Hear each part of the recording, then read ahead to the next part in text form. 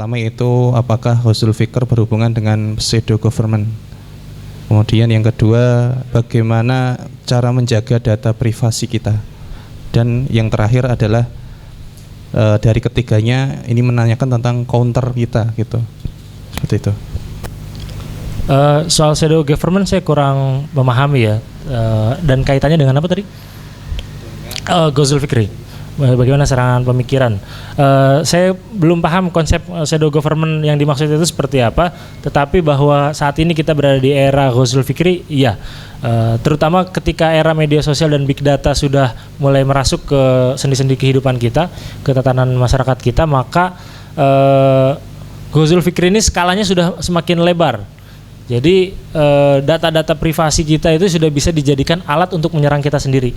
Ini berkaitan dengan pertanyaan yang selanjutnya, apakah bagaimana cara kita mengendalikan privasi data? Sekali lagi prinsipnya tidak ada yang aman di media sosial. Kalau mau pilih aman sama sekali ya mending membatasi diri menggunakan media sosial. Memang sejumlah platform media sosial saat ini mengklaim bahwa mereka memenuhi aturan tertentu, melindungi hak dan data privasi penggunanya, tapi siapa yang jamin?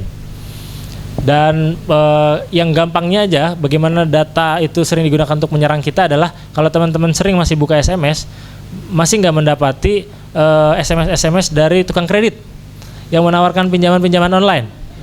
Kira-kira dari mana mereka mendapatkan nomor kita?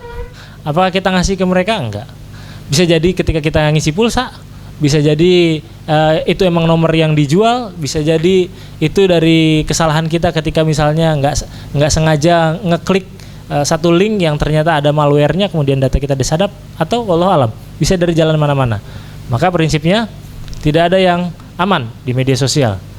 Tetapi sekali lagi ini bukan untuk mengecilkan peran bagaimana kita juga berdakwah atau menggunakan media sosial dengan kegunaan yang baik. Tetapi kita perlu aware bagaimana data kita bisa digunakan untuk menyerang kita. Kan sering ada tuh lawakan atau jokes yang mau pesan apa Pak gitu.